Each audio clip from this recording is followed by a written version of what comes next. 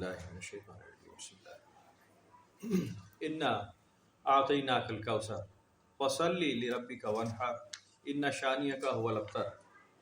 اے نبی صلی اللہ علیہ وآلہ وسلم، ہم نے آپ کو خیر کثیر عطا فرمائی ہے، بس نماز پڑھیں اللہ کے لیے اور قربانی کریں کہ بے شک آپ کا دشمن ہی بے نام و نشان رہے۔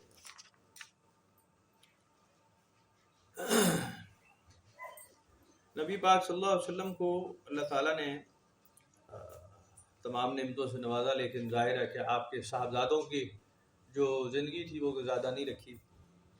اس بات پہ بھی لوگ بہت تانا دیتے تھے، اس کا جو سیاق و سباق ہے سبق کا وہ اس سے بھی ریلیٹڈ ہے کہ لوگ آپ کو اس بات کے تانے دیتے تھے کہ جی آپ کی تو نسل ہی آگے نہیں بڑھے گی۔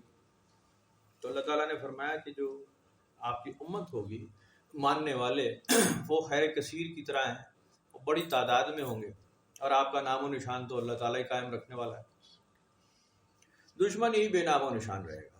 فصلی لربک وانحر، بس نماز پڑھیں اللہ کے لیے اور قربانی کریں۔ اب یہ دونوں ہی فرائض ہیں، دونوں ہی۔ اب اس کو ایک معاملے کو اس میں اور سمجھ لینا چاہیے کہ جیسے نماز کا ذکر ہے ویسے ہی قربانی کا ذکر ہے۔ کہیں کسی جگہ سے بھی انسان رعایت نہیں لے سکتا کہ جی جانور قربانی کا جو ہم کرتے ہیں ذبح، نہر جو ہے نا، نہر وہ لفظ ہی ذبیحے سے ہے، ذبیحے سے۔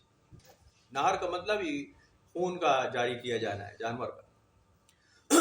اور یہ عید کے موقع پر حضور صلی اللہ علیہ وسلم بڑی پابندی سے کرتے رہے، اور اس میں کوئی لبرٹی نہیں لینی چاہیے اور نہ ہی کوئی نئی دوسری رائے بنانی چاہیے کہ جانوروں پر ظلم ہو رہا ہے اور جناب علی یہی پیسے کسی اور کو دے دیے جائیں اور ذبیحہ چھوڑ دیا جائے۔ ایسے ہرگز نہیں ہوگا کبھی بھی۔ یہ بالکل ایسے ہی ہوگا کہ آپ کہیں گے جی چلو نماز نہیں پڑھ سکتے تو آج ذرا موسم اچھا ہے تو آج دھوپ نکلی ہے تو آج ہم 1.5-2 مہینے کی نماز پڑھ لیتے ہیں، آئندہ 1.5-2 مہینے نماز نہیں پڑھیں گے، یا ہم نماز پڑھتے ہی نہیں ہیں اور اس کے کچھ کفارے کے پیسے دے دیں گے لوگوں کو، یا روزہ رکھتے نہیں ہیں اور جناب علی لوگوں کو روزہ افطار کروا دیں گے۔ ایسے نہیں ہو سکتا۔ آپ کہیں کہ جی سعودیہ تو بہت دور ہے، حج کر نہیں سکتے، تو یہیں کہیں فیصل مسجد وغیرہ جا کر کہیں دوسری جگہ پہ ہم کوئی حج کے مناسک ادا کرتے ہیں، یا آج گھر میں احرام پہن کر بیٹھے۔ ایسے تو ہو نہیں سکتا۔ کیا آپ پہن لیں 100 بار احرام گھر میں، کوئی مطلب معنی نہیں ہے اس کا، کچھ بھی نہیں ہوگا نا۔ آپ کہیں کہ جی میں ایک خانہ کعبہ کی ایک تصویر یا ایک فلوٹ سا بنا لیتا ہوں، اس کے چکر لگاتا ہوں، جیسے ہمارے یہاں وہ آج کل وہ ہوتا ہے عید میلاد النبی کے جلوس میں وہ ڈھیر بنائے ہوتے ہیں، لیکن وہ ہونا نہ ہونا ایک برابر ہے۔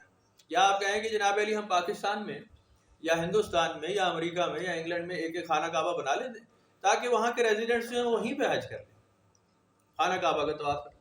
ویسا آپ 100 بار کر لیں، اس خانہ کعبہ سے آپ بڑا بنا لیں، ہے جی 110 منزلہ بلڈنگ والے بنا لیں، مطلب کوئی نہیں ہے اس بات کا۔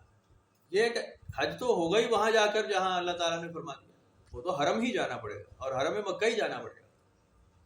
اسی طرح جو قربانی ہے جانور ہی ذبح کرنا پڑے گا۔ جو پابندیاں ہیں عبادت کی وہ تو پابندیاں ہی ہیں، اور اس کا ذکر تو قرآن شریف میں کئی بار ہے۔ یہ تو حضرت آدم علیہ السلام کے حساب سے زمانے سے چل رہی ہے۔ حابیل اور قابیل کا جو جھگڑا تھا جس بات پر، وہ تھا ہی قربانی پر۔ پہلا قتل ہی اس بات پر ہوا ہے کہ دونوں نے قربانی کی، اور ایک کی قربانی اللہ نے قبول کی اور ایک کی نہیں کی، قرآن شریف میں ذکر ہے اس کا۔ اور اسی بات پر قابیل نے حابیل کو مار ڈالا کہ میری قربانی قبول نہیں ہوئی، اور یہ جو دوسرا ہے یہ حابیل جو ہے یہ منظور خدا ہے، منظور نظر ہے، اب میں اس کو ہی قتل کر دیتا ہوں، پیچھے اکیلا میں ہی رہ جاؤں گا، پھر تو میں ہی منظور نظر ہوں۔ اس بات پر یعنی قربانی کیے جانے پر ہی پہلا قتل ہوا ہے۔ اور تمام امتوں میں قرآن شریف میں لکھا کہ ہم نے تمام امتوں پر ان کے حساب سے قربانی فرض کر رکھی ہے کہ وہ قربانی کریں۔ سورہ بقرہ کا ذکر قرآن شریف میں سب سے بڑی سورت ہے سورہ بقرہ، جانور ذبح کرنے، گائے کے ذبح پر ہی تو سارا ٹاپک ہے۔ نام ہی البقرہ، گائے کے ذبح کرنے کی وجہ سے تو نام پڑا، اس کے ذبیحے پر ہی تو اعتراض تھا لوگوں کو کہ جی ذبح کرنے کی کیا ضرورت ہے، یہ تو بڑا مفید جانور ہے، گائے نہیں کر سکتے۔ اسی کو اللہ تعالیٰ نے چیلنج کیا کہ جب ہم نے کہہ دیا تو تمہیں ذبح ہی کرنا ہوگا۔ تو اس بات کو کبھی لائٹ نہیں لیا جا سکتا، چانس ہی نہیں ہے، امید ہی نہیں ہے کہ جناب آپ کریں۔ جیسے آپ نماز ساری زندگی پڑھیں گے ویسی قربانی ساری زندگی کریں گے آپ۔ اب آپ کہیں کہ جی یہ تو ذرا ثانوی قسم کی قربانیاں ہیں، ثانوی قربانیاں نہیں، نہر کا مطلب ہی وہی ہے کہ جی یہ جانور کے ذبح ہونے کی بات ہو رہی ہے، خون کے بہائے جانے کی بات ہے۔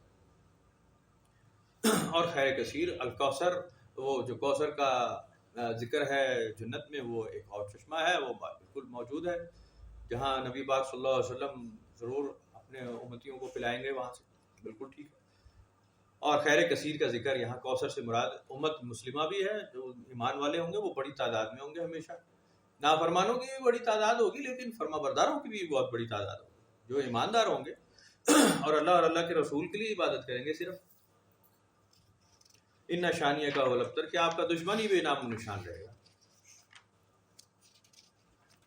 الکافرون، یہ فیصلہ کن صورت ہے، فیصلہ کن صورت ہے، آخری فیصلے کی وہ ظاہر قرآن شریف مکمل ہو رہا ہے، تو فیصلہ کن صورت ہے کہ قل یا ایھا الکافرون، اے کافرو، اے نبی صلی اللہ علیہ وسلم ان کافروں کو فرما دیں کہ لا اعبد ما تعبدون، میں ان بتوں کی پرستش نہیں کرتا جن کی تم کرتے ہو، ولا انتم عابدون ما اعبد، اور نہ ہی تم اس کی عبادت کرنے والے ہو جس کی میں عبادت کرتا ہوں، ولا انا عابد ما عبدتم، میں کبھی بھی عبادت میں نہیں پڑھوں گا ان کی جن کی تم پوجا کرتے ہو، ولا انتم عابدون ما اعبد، اور نہ ہی تم کبھی عبادت کرنے والے ہو اس کی جس کی میں عبادت کرتا ہوں، لکم دینکم ولی دین، تمہارا دین تمہارے لیے، ہمارا دین ہمارے لیے۔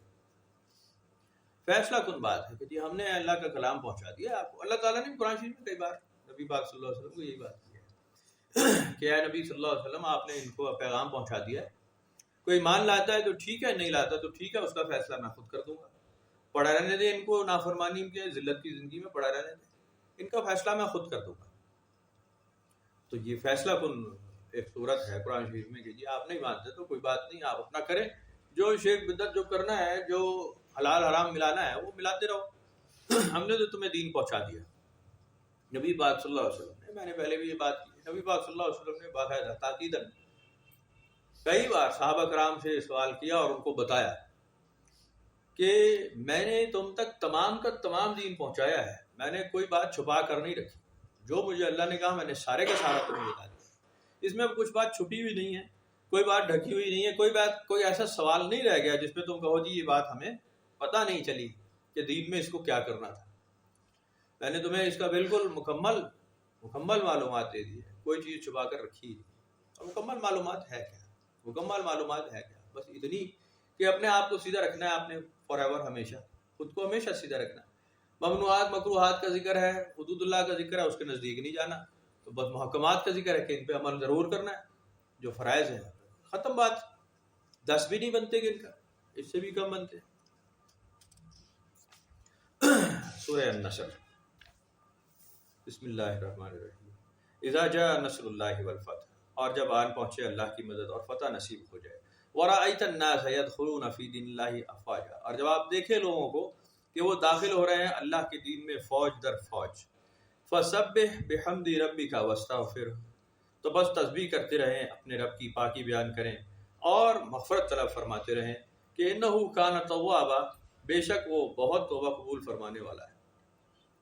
یہ شکرانے کی بات ہوتی ہے کہ اللہ تعالیٰ نے جیسا ایک قرآن شریف کا جو مزاج ہے نا اور اسلام کا، وہ بالکل ایسا ہی ہے کہ آپ نے جب ایک دفعہ کسی کو بات پہنچا دی اور دین حق پہنچ گیا، تو وہ اس سے کتنی دیر بھاگ سکتا ہے، کتنی دیر، اس کو یہ بات پتہ چل جاتی ہے کہ جو بات مجھے سنائی گئی ہے اسلام سے متعلق وہی سچی ہے، وہی ٹھیک ہے، اگر اس نے سنی ہو۔ اب سنی ہی نہیں ہے، باہر سے ہی اعتراض پر اعتراض ہے کسی کا سن کر، پھر تو وہ ایمان نہیں لائے گا۔ اگر کسی سے ڈیبیٹ کر کے اور کسی سیدھے آدمی نے اس کو دین کی بات بتائی ہوگی جی یہ دین، وہ کتنی دیر اس سے بھاگ سکتا ہے؟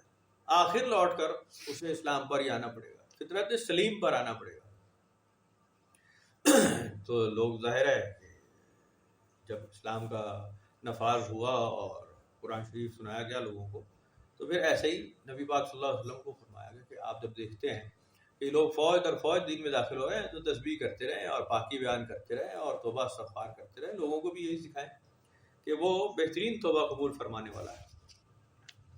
سورہ اللہ، اب وہی فیصلہ کن چونکہ بات ہے، آخری بات ہے، تو اس میں ایسی ہی بات ہے۔ بسم اللہ الرحمن الرحیم۔ تبت یدا ابی لہب وتب، ٹوٹ جائیں ابو لہب کے دونوں ہاتھ اور وہ تباہ برباد ہو گیا۔ ما اغنی عنہ مالہ وما کسب، کیا فائدہ پہنچایا اسے اس کے مال نے جو کچھ اس نے کمایا۔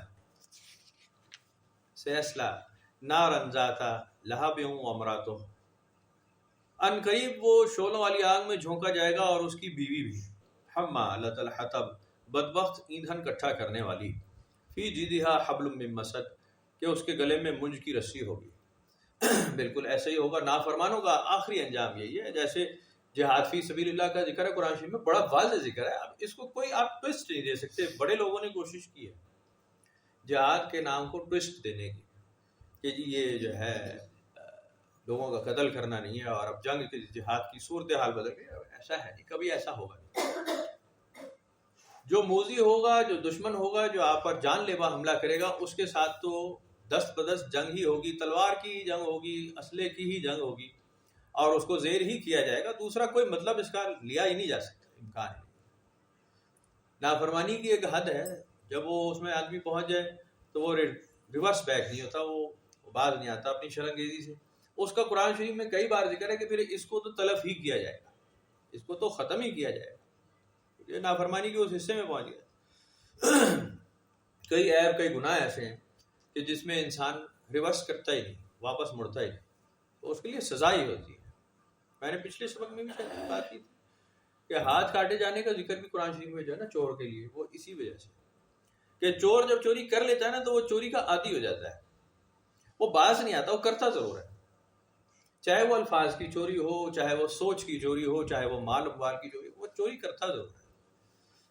تو اس کو انگیج کیا جانا پراپر وے میں وہ بہت ضروری ہو جاتا ہے، بہت ضروری معاشرہ چلانے کے لیے۔ اللہ تعالیٰ نے جو فرمایا کہ میں تو بے نیاز ہوں ان سارے کاموں سے، لیکن جو تعزیرات میں نے نازل کی ہیں آسمان سے، قرآن شریف میں لکھ دی ہیں، وہ اس لیے کہ تمہاری بقا ہے اس کے اندر، تم باقی رہو گے، تمہارا معاشرتی اسلوب ٹھیک رہیں گے، قانون ٹھیک رہے گا، سوسائٹی ہوگی، سویلائزیشن پیدا ہوگی، لوگ طریقے کے ساتھ رہیں گے۔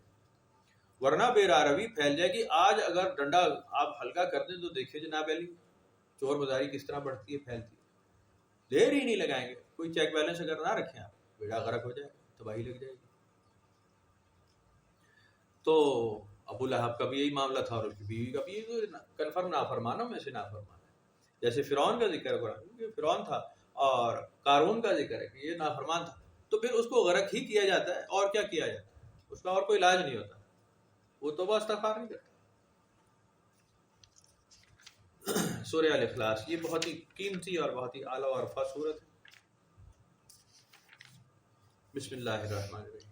قل هو اللہ احد اللہ الصمد لم یلد ولم یولد ولم یکن لہ کفوا احد۔ اے حبیب صلی اللہ علیہ وسلم فرما دیجئے کہ اللہ ایک ہے، اللہ بے نیاز ہے، نہ اس نے کسی کو، نہ وہ کسی سے جنا گیا اور نہ اس نے کسی کو جنا، یعنی بایولوجیکل اس کی نہ کوئی اولاد ہے، نہ وہ کسی کی بایولوجیکل اولاد ہے۔ ولم یکن لہ کفوا احد، اور نہ ہی اس کا کوئی ہمسر ہے۔ اب یہ ہے کہ مضبوط پکا پختہ اعلان ہے کہ اللہ تعالیٰ کی ذات کو چیلنج نہیں کرنا، کبھی بھی امکان نہیں ہے اس بات کا، اور نہ ہی اس کی کوئی فیملی ہے، نہ اس کی بیوی ہے، نہ کوئی اس کا بیٹا ہے، نہ کوئی اس کی بیٹیاں ہیں۔ پچھلی قوموں نے تواتر کے ساتھ یہی کلیم کیا ہے، لبرٹی لینے کے لیے کہ جی ہم تھوڑا سا امپورٹنٹ ہو جائیں، ہم نسب قائم کریں اللہ تعالیٰ کے ساتھ۔ تو انہوں نے کہا کہ جی ہم اللہ تعالیٰ کے بیٹے، پھر عیسیٰ علیہ السلام کو کہا اللہ تعالیٰ کے بیٹے، عزیر علیہ السلام کے بارے میں کہا اللہ تعالیٰ کے بیٹے، کبھی داؤد علیہ السلام کے بارے میں کہا، کبھی کچھ کہا، کبھی کچھ کہا کہ جی اللہ کے بیٹے۔ تو اللہ تعالیٰ نے بڑا واضح اس کا فرمان جاری کر دیا ہے کہ نہ میرا کوئی بیٹا ہے اور نہ کوئی میری بیوی ہے۔ اور فرشتوں کے بارے میں یہ بڑا کانسیپٹ رہا ہے لوگوں کا، جو آج بھی ہے، ایک بڑی دنیا اس وقت موجود ہے جس میں وہ اللہ تعالیٰ کی بیٹیاں سمجھتے ہیں فرشتوں کو۔ اللہ تعالیٰ نے فرمایا ایسی کوئی بات نہیں ہے، اور یہ تم نے بڑا غلط فیصلہ کیا اور بہت ہی گھٹیا اور گری ہوئی بات کی جو میرے شایان شان ہی نہیں۔ اب اس کا اعلان تو بالکل واضح ہے کہ جی اس پہ اب چونکہ آپ کو قرآن شریف میں ملے گا کہ تھوڑا سا نرم گوشہ ہے عیسائیوں کے لیے، آپ نے محسوس کیا قرآن شریف میں عیسائیوں کے لیے نرم گوشہ ہے، اور حضور پاک صلی اللہ علیہ وسلم کا طریقہ بھی یہ رہا۔ پہلی ہجرت کے وقت آپ نے صحابہ کرام کو جو ہجرت فرمائی ہے انہوں نے بھیجا ہے وہ حبشہ کی طرف، ایک عیسائی بادشاہ کی طرف، نجاشی کی، کہ جی وہ ایک رحم دل آدمی ہے اور پولائٹ ہے اور سلیم فطرت کا آدمی ہے، وہ تمہاری بات سنے گا اور تمہیں امن پناہ مل جائے گی۔ ٹھیک ہو گیا۔ لیکن وہاں جب ڈیبیٹ ہوئی تو یہی بات قریش والوں کا بھی ایک قافلہ، ایک ڈیلیگیشن پہنچ گیا کہ جی ہمارے کچھ لوگ بھاگ کر آ گئے اور یہ ہمارے حوالے کیے جائیں، اور یہ عیسیٰ علیہ السلام کو اللہ کا بیٹا نہیں مانتے۔ اب حضرت جعفر تیار تھے وہاں، اور انہوں نے جناب علی اس بات کا جواب بھی دیا کہ جی بالکل ہم ایسا ہی مانتے ہیں، ہم عیسیٰ علیہ السلام کو اللہ کا بایولوجیکل بیٹا بالکل نہیں مانتے۔ اب انہیں یہ پتا تھا کہ اگر ہم ایسی بات کریں گے تو یہ ضد والی بات ہو جائے گی اور نجاشی ہمیں نکال دے گا یا قتل کر ڈالے گا یا ان کے کفار کے حوالے کر دے گا۔ بے شک کر دے، جو مرضی نتیجہ ہے، اعلان تو اللہ کا ہی چلے گا، فرمان تو اسی کا۔ تو پھر آپ نے وہ آیات قرآن شریف کی پڑھ کے اس کو سنائی کہ جی ہم تو اتنا ہی مانتے ہیں کہ مریم علیہ السلام کے پاس جبرائیل علیہ السلام کو بھیجا گیا اور انہوں نے بشارت دی کہ تمہارے یہاں اولاد ہوگی، اور انہوں نے کہا کہ جی مجھے تو کسی مرد نے چھوا تک نہیں۔ تو جبرائیل علیہ السلام نے جواب دیا کہ اللہ تعالیٰ کے لیے یہ کوئی ضروری نہیں کہ جی کوئی بایولوجیکل کانٹیکٹ ہو تو اولاد پیدا ہو، وہ کہہ دیتا ہے تو ہو جاتا ہے۔ اور تمام انبیاء علیہ السلام کا جو آپ طریقہ پڑھیں گے پیچھے کو ایسے ہی ہے۔ آدم علیہ السلام کا ذکر ایسے، ان کو تو باپ اور ماں دونوں ہی نہیں تھے، ایسی بات ہے نا۔ یحییٰ علیہ السلام کا ذکر قرآن شریف میں آپ نے پڑھا، یحییٰ علیہ السلام کا وہ جب پیدائش تھی، حضرت زکریا علیہ السلام کا جو مناجات تھی وہ یہی تھی کہ میں بوڑھا ہو گیا ہوں، میری بیوی بانجھ ہو گئی ہے، میں کیسے، میرے اولاد بھی نہیں ہے، تو یہ میں امانت توریت کی کس کے حوالے کروں؟ تو اللہ تعالیٰ نے بشارت دی کہ تمہارے اولاد ہوگی۔ تو آرگیومنٹ یہی تھا ان کا کہ جی میری تو عمر ہی نہیں رہی کہ اولاد پیدا ہو، میری بیوی بھی اس لائق نہیں۔ تو اللہ تعالیٰ نے فرمایا کہ جب ہم نے کہہ دیا تو ہوگا۔ ابراہیم علیہ السلام کا معاملہ بھی بالکل ایسا ہی ہے کہ فرشتوں کا نزول ہوا اور فرشتے تشریف لائے اور انہوں نے بشارت دی کہ جی آپ کے ہاں بیٹا پیدا ہوگا۔ تو آپ کی جو وائف تھیں بیگم، انہوں نے وہ ہنسی اس بات پر کہ جی مجھ بوڑھی بانجھ کے گھر اولاد پیدا ہو۔ تو فرشتوں نے یہ جواب دیا کہ یہ اللہ کا حکم ہو گیا اور ایسا ہی ہو، اور آپ کے یہاں پھر اولاد حضرت اسحاق علیہ السلام پیدا ہو۔ تو اللہ تعالیٰ نے اس کا بڑی تفصیل سے ذکر فرما دیا کہ جی یہ تمہارے معاملات ہیں، اولادوں کا پیدا ہونا، اور میرا تو طریقہ یہی رہا ہے کہ میں تو انسانوں کو بھی بغیر ماں باپ کے، بغیر بایولوجیکل کانٹیکٹ کے پیدا کر سکتا ہوں۔ میرے لیے تخلیق کرنا کوئی بات نہیں، میں ازل سے ابد تک ہوں، میرے معاملات، میری حقیقت، میرا اصل جاننا تمہارے بس میں نہیں، تمہارے اختیار میں نہیں، تمہاری سوچ میں نہیں۔ ایک سوال بڑا رائج ہے نا، گھومتا پھرتا ہے کہ جی سب کو اللہ نے پیدا کیا، اللہ تعالیٰ کو کس نے پیدا کیا؟ تو اللہ تعالیٰ نے اس کو قرآن شریف میں کئی بار ایک چیلنج فرمایا کہ یہ تمہاری سوچ سے باہر کی بات ہے، تمہیں یہ باتیں سمجھ نہیں آتی، تمہاری بشری جبلتیں، بشری تقاضے ہیں، بشری محدود سوچ ہے، تمہیں یہی لگتا ہے کہ جی اولاد پیدا ہونا اور کسی چیز کا وجود ہونا، وہ پیچھے خالق ہونا اس کا ضروری ہے، وہ تمہاری سوچ ہے۔ تمہیں الوہیت سمجھ نہیں آئی، تمہیں الہ، معبود سمجھ نہیں آتا، معبود تمہاری سوچ سے باہر ہے۔ جب تم اللہ کی بات کرتے ہو، معبود کی بات کرتے ہو، خالق کی بات کرتے ہو، سپریم اتھارٹی، آل مائٹی کی بات کرتے ہو، تو پھر پیچھے یہ سوال ختم ہو جاتا ہے کہ اس کو پیدا کرنے والا کون ہے، سوال ہی بے رنگ ہو جاتا ہے۔ جب آل مائٹی کی بات ہو رہی ہے، معبود کی، اللہ تعالیٰ کی بات ہو رہی ہے، وہ آپ یہ اقرار کر رہے ہوتے ہیں، جب آپ لفظ اللہ کہتے ہیں یا گاڈ کہتے ہیں یا ایشور کہتے ہیں، اس کا مطلب یہی ہے کہ آپ سپرلیٹو ڈگری کی بات کر رہے ہیں، جو ان چیزوں سے بے نیاز ہے، پیدا ہونے سے اور جنے جانے سے اور کسی کو جننے سے، کہ جی بایولوجیکل وہ بیوی پیدا کرے اور جناب اس سے آگے اولادیں پیدا کرے، ایسی کوئی بات۔ بدقسمتی یہ رہی ہے کہ عیسائیوں میں تو ابھی بھی ہے نا، we are the children of God, عیسائی ابھی بھی یہی کہتے ہیں، we are the children of God. پہلے تو عیسائی اپنا عیسیٰ علیہ السلام کو کہتے تھے، تو وہ ابھی بھی خود بھی یہی کلیم کرتے ہیں۔ یہودی بھی یہی کہتے ہیں کہ we are the sons of God. تو صرف نسب قائم کرتے ہیں کہ جی ہم جو ہے نا لیڈر ہیں دنیا کے۔ تو ہمارے ہاں وہ تھوڑا سا اس کو تو تھوڑی سی اللہ کا بیٹا ہونے اور بیٹی ہونے میں تو ذرا لوگوں نے کم ریزرو رکھے، لیکن رسول اللہ کا بیٹا ہونے میں کوئی کسر نہیں چھوڑی، اور بیٹی ہونے میں کہ جو ان کی اولاد ان کا نسب چل رہا ہے تو بالکل ٹھیک، ریلیٹ کرتے رہے آپ، بالکل ٹھیک ہے۔ بہرحال ما کانا محمد ابا احد من رجالکم، تم میں سے کسی مرد کے باپ نہیں، ولیکن رسول اللہ و خاتم النبیین، قرآن شریف میں لکھ دیا اللہ تعالیٰ نے۔ تو جب آپ کا بیٹا کوئی نہیں تو آپ کی بایولوجیکل اولاد بیٹے سے جو نسب چلنا تھا وہ ہے نہیں، جب باقی ہے تو آپ وہ جس طرح سے بھی مانتے ہیں وہ آپ کا اپنا ایمان ہے، حضور سیدنا علی کرم اللہ وجہ سے مانتے ہیں، بالکل ٹھیک مانتے ہیں، بالکل صحیح ہے، کہے کرتے رہے۔ لیکن اگر آپ کہیں کہ جی میں بیٹا ہوں نبی پاک صلی اللہ علیہ وسلم، تو آپ نے قرآن کے خلاف بات کی ہے، بڑی واضح سی بات ہے، نبی پاک صلی اللہ علیہ وسلم کا بیٹا کوئی نہیں۔ تو بہرحال وہ ایک الگ ٹاپک ہو جاتا ہے. قرآن شریف میں بھی ایسے ذکر ہے کہ ہم تو بے نیاز ہیں. اب تو اللہ تعالیٰ کا واحد ہونا، ایک ہونا، میں نے ابھی عرض کی کہ خانہ کعبہ بھی ایک ہے. اللہ تعالیٰ کی تو ذات کو آپ سوچ نہیں سکتے نا. آپ خانہ کعبہ دوسرا نہیں بنا سکتے.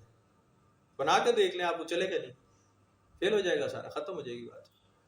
حرم دوسرا نہیں ہو سکتا، تو آپ کا باپ دوسرا نہیں ہو سکتا، آپ کی ماں دوسری نہیں. وہ آپ کب تبدیل کر سکتے ہیں؟ جتنے مرضی اختلافات ہوں، ماں سے یا باپ سے، کسی کے بھی ہوں، یا باپ کے اولاد سے اختلافات پیدا ہو جائے، لیکن وہ صلب چینج نہیں ہوتا. تبدیلی کا اس کے میں چانس، امکان نہیں ہے. تو وہ دو نہیں ہوتے، باپ دو نہیں ہو سکتے. انسانوں کے معاملے میں ایسے آپ دو نہیں ہو سکتے. آپ خود جو آپ بیٹھے ہیں، میں بیٹھا ہوں، میں دو نہیں ہو سکتا. میں ایک اکیلا ہی ہوں اپنی ذات میں. میں نے اپنا ہی حساب دینا ہے. میرا بالکل آئیڈینٹیکل میرا کلون بھی 100% میں خود نہیں ہوں گا. اس کی سوچ میں فرق ہوگا. ہماری اولاد، میرا بیٹا یا میری بیٹی، جو بھی اولاد آگے ہے، وہ بالکل میرے اوپر 100% نہیں، 100% فرق ہوگا. وہ اپنا الگ بکھیرو ہوگا، وہ اپنی الگ سوچ لے کر آئے گا. تو یہ تو اللہ تعالیٰ کی بات ہے کہ وہ تو واحد ہے، یکتا ذات ہے، اور اس کی ذات صفات میں کوئی شک کی بات نہیں. آگے یہ دو صورتیں بہت ہی امپورٹنٹ ہیں، سورہ الفلق اور سورہ الناس. اعوذ باللہ من الشیطان الرجیم. قل اعوذ برب الفلق من شر ما خلق. اے نبی صلی اللہ علیہ وسلم فرمائیے کہ میں پناہ لیتا ہوں صبح کے پروردگار کی، من شر ما خلق، جو کچھ اس نے پیدا فرمایا ہر اس چیز کے شر سے، ومن شر غاسق اذا وقب، اور خاص طور پہ تاریکی کے شر سے جب وہ چھا جائے، ومن شر النفاثات فی العقد، اور گرہیں پڑھ کر پھونکنے والیوں کے شر سے، ومن شر حاسد اذا حسد، اور میں پناہ مانگتا ہوں حسد کرنے والوں کے شر سے جب وہ حسد کرے. یہ جو مشہور ہے اس کے اوپر یہی ہے کہ جی یہ جادو کے توڑ کے لیے اور انسان کے اوپر جو بد اثرات شیطانی پیدا ہو جاتے ہیں اس کے بھگانے کے لیے یہ بہت شاندار صورتیں ہیں کہ اللہ تعالیٰ سے پناہ مانگی جائے اور اس کی پناہ میں رہا جائے تو آپ کے اوپر بد اثرات نہیں ہوتے. بد اثرات تو رہیں گے بہت، کیونکہ کمزور ایمان کے لوگ ہوتے ہیں. کون اتنا اعلیٰ اور عرفہ ایمان کا ہے کہ وہ اس کے صورت پڑے اور اس کے معاملات سارے سیدھے ہو جائیں. وہ تو ہم زبانی کلامی لوگ ہیں، کچے پکے قسم. اس لیے اثر ذرا زبان میں نہیں ہے، کلام میں تو پورا اثر ہے. ومن شر النفاثات فی العقد، گھریں پڑھ کر پھونکے مارنے والیوں سے، یعنی جادو ٹونا کرنے والیاں جو کہ شر پھیلانے کا بہت کام کرتی ہیں. اور ومن شر حاسد اذا حسد، اور حسد کو بھی اللہ تعالیٰ نے جادو کی طرح ہی، کالے جادو کی طرح بالکل اس کو بھی متماثل کر دیا ہے، اسی کے ساتھ ریلیٹ کر دیا ایک ہی آیت میں، دو آیتوں میں، کہ یہ بھی بالکل ایسے ہی اثر کرتا ہے. حسد کرنا دوسرے کا کسی کے خلاف ایسے ہی اثر کرتا ہے، ہلکان کرتا ہے، ڈی مورلائز کرتا ہے، برباد کرتا ہے، خراب کرتا ہے، بے چینی پیدا کرتا ہے. کسی کے کوئی آپ کے خلاف حسد کر رہا نا تو آپ میں ایک بے چینی، انتشار، پریشانی، دکھ، ایک اینزائٹی پیدا ہوتی ہے. تو حسد سے بچنے کے لیے بھی بالکل یہی کلمات ہیں، یہی صورت ہے. بسم اللہ الرحمن الرحیم. قل اعوذ برب الناس ملک الناس الہ الناس من شر الوسواس الخناس الذی یوسوس فی صدور الناس من الجنۃ والناس. اے حبیب صلی اللہ علیہ وسلم فرمائیے کہ میں پناہ لیتا ہوں سب انسانوں کے پروردگار کی، سب انسانوں کے بادشاہ کی، سب انسانوں کے معبود کی، وسوسہ ڈالنے والے کے شر سے. جو وسوسہ ڈالتا رہتا ہے لوگوں کے دلوں میں، خواہ وہ جنات میں سے ہو یا انسانوں میں سے. وسوسہ بھی بڑی خوفناک چیز ہے. یہ ایک شیطانی ایک یہ بھی ٹیکٹک ہے، ایک حربہ ہے. ایک وسوسہ انسان میں خدشہ اور خوف، بیفور ٹائم نقصان کا خیال، نقصان ہو جانے کا خیال اور خطرہ محسوس ہوتے رہنا انسان کو، وہ ضرور آتا رہتا ہے. اور ہوتا ہے بے بنیاد، بے رنگ اور بے بو ہوتا ہے، لیکن وہ ہوتا اتنا ریئلسٹک ہے، اتنا زیادہ. اب زیادہ تر جو عورتیں گھروں میں ویلیاں بیٹھتی ہیں نا، ان کے اوپر یہ عارضہ بہت ہوتا ہے. یہ جو مرد ویلے ہیں، جو کام نہیں کرتے، مصروف نہیں ہے، نماز روزے کی طرف چلو ہے یا نہیں وہ ان کا ذاتی، لیکن اگر وہ پریکٹیکل لائف میں نہیں تو اس کو وسوسے بہت آئیں گے، اس کا دل کچا کمزور ہوگا. پھر نشے کی علت میں جو گرفتار ہو، سگریٹ ہے، پان ہے، تمباکو ہے، کوئی بھی نشے کی علت ہے، شراب ہے اور ہیروئن ہے، یہ جتنی بھی نشاور چیزیں، یہ انسان کو آہستہ آہستہ آہستہ آہستہ بزدل کرتی ہے، اس میں جرت، طاقت، ہمت نہیں رہتی، آگے اسٹیپ نہیں لیتا، بڑھتا نہیں آگے، وہ اس کے دل پہ وہ دھواں اور وہ کالک ایسی اثر کرتی ہے کہ وہ اس کو جگڑ کے رکھ دیتی ہے. یا موٹا بہت زیادہ کھانے والا زود خور جو ہاضمہ پورا نہ رکھتا، اس کے دل پہ چربی چڑھ جائے گی اور وہ بزدل ہوگا، اس کو وسوسے کا عارضہ بہت ہوگا. تو نبی پاک صلی اللہ علیہ وسلم نے پورا ایک پروٹوکول بتایا، پورا ایک سیٹ اپ بتایا کہ جی ایک تو نشے کی علت نہیں کرنی، کسی چیز میں گرفتار نہیں ہونا، اور دوسری بات کھانے کے معاملات کہ ایسی چیزیں نہ کھائی جائیں جس سے چربی پیدا ہو، جس سے پریشانی خلفشار پیدا ہو، جس سے آپ بیٹھک نہیں کر سکتے. بہت زیادہ خوراک کا استعمال نہیں کیا آپ نے کبھی بھی، ایک متوازن جسم. یہ میں اس کے سائڈ بتا رہا ہوں کہ وہ اس وقت وسوسہ زیادہ آتا ہے. وسوسہ بھی ایک بڑی خوفناک خطرناک چیز ہے. انسان اگر وہ مثال لینا چاہے نا شاید اس کی سانپ کی، جب آپ دیکھتے ہیں نا سانپ آ گیا اور وہ کونے میں کہیں گھس جاتا ہے بھاگنے کے لیے، شروع میں آپ نے شاید دیکھا ہو فلموں میں، ٹی وی میں دیکھا ہوگا، شاید سانپ آ جائے نا تو وہ کسی کونے بل میں گھستا ہے، لیکن آپ پیچھا جب کرتے ہیں تو آخر میں پھر وہ تن کر کھڑا ہو جاتا ہے. پھر اسے خطرہ ہوتا ہے کہ اب میری جان جائے گی، تو پھر وہ پوری کوشش کرتا ہے کہ کسی طرح میں اپنا ڈنگ مار دوں. جان بچانے کے لیے اس کو یہ خدشہ پیدا ہو جاتا ہے، ایک وسوسہ ہوتا ہے اس کے اندر کہ اب میری جان جائے گی. ہو سکتا ہے کہ وہ اس کو ریکور کر رہے ہوں کہ جی اس کو ہم اٹھا کر محفوظ کر کے کہیں جنگل میں چھوڑ دیں. آج کل یہ کام بھی بہت ہو رہا ہے کہ جی لوگ سانپوں کو بھی پکڑ کے جنگل میں واپس چھوڑ دیں، لیکن اس کو خدشہ یہی ہوتا ہے، وہ ڈنگ مارنے کی آخر میں بھی کوشش کرتا ہے. اگر اس کو کوئی ریسکیو کرنے والا بھی آ جائے تب بھی وہ ضرور حملہ کرتا ہے. انسان بھی ایسا ہی ہے کہ اگر اس کو وسوسہ بہت زیادہ پیدا ہو نا، بہت زیادہ خدشات ہوں، وہ کہے گا فلاں آدمی میرے بارے میں برا سوچتا ہے، فلاں عورت میرے بارے میں بہت برا سوچتی ہے، وہ یہی سوچتا رہے گا. اور جب وہ یہ خیال پختہ ہوتا جائے تو پھر آپ دوسروں کے بارے میں سیم وسوسے پیدا کر رہے ہوتے، دوسروں کے بارے میں آپ برا سوچ رہے ہوتے، بدگمان ہو جاتے، اور بدگمانی اتنا بڑھ جاتی ہے کہ دشمنی تک چلی جاتی ہے، برباد کر دیتی ہے. تو اس سے بڑی پناہ مانگنی چاہیے. اس میں ایک روایت ایسی موجود ہے کہ اگر آپ کو اس سے بہت ہی تکلیف ہو اور بہت ہی عارضہ ہے وساوس آنے کا، تو آپ طویل رکوع کریں اور طویل سجدے کریں. نماز کے دوران زیادہ دیر رکوع میں رہیں، زیادہ دیر سجدہ کریں، تو اس سے یہ عارضہ بہت کم ہو جاتا ہے. لیکن میں آپ کو واضح ایک بات بتا رہا ہوں کہ تعلیم بدلتی رہتی ہے، عمر اور وقت کے حساب سے سرکمسٹینشل ہوتی ہے. بعض دفعہ یہ ہو کہ آپ بہت توجہ سے اگر بہت ہی اہتمام کر کے نماز پڑھ رہے ہیں تو بالکل نماز میں دھیان نہیں جائے گا، بالکل ہی. آپ کہیں نا آج میں جناب علی شب بیداری کی رات ہے، آج میں بڑا اہتمام کروں، وہ بس آپ جناب پھر سہارے بوجھ ڈھونڈتے رہیں گے کہ جی میں اکیلا تو کر نہیں سکتا، تو پھر میں کوئی سہارا، کوئی ٹیک لگا لوں، فلانا کرے تو میں بھی کروں. تو جیسے ابھی آپ بات کریں، اچھا طریقہ ہے. آپ جاگنے والی راتوں میں مرد و خواتین، مرد حضرات کو تو سہولت ہوتی ہے نا، مسجد چلے جاتے ہیں، وہاں تھوڑی سی گیدرنگ، تھوڑی رونق، تھوڑا سا شور شرابہ ہوتا ہے، مولوی ایک جوشیلا ہوا ہوتا ہے، اس وقت بہت زبردست. وہ کہتا ہے ایسی تیسی تمہاری سو کے دکھاؤ آج. وہ اسپیکر کی آواز اتنی رکھے گا کہ آپ سو کے دکھا دیں. گھر میں نہیں سو سکتے آپ، تو بہرحال اچھا کرتا ہے، تو آپ اس وقت جاگ لیتے ہیں. اکیلے بیٹھ کے ذکر کی ضرب لگانے والے کتنے ہیں جو شب بیدار ہیں، جو اکیلے تنہائی میں بغیر میں کسی خانقاہ میں بیٹھے ہیں اور ذکر کر رہے ہیں اللہ کا، اور وہ سوتے نہیں ہیں، بیدار رہتے ہیں، بہت کم ہوں گے. تو اچھا ہے آپ جوائنٹ ہو جائیں، گیدرنگ کر لیں اور ایک گروپ کے اندر آپ عبادت کریں، بہت اچھی بات ہے. کم از کم کر لیں گے، کم از کم جاگ جائیں گے.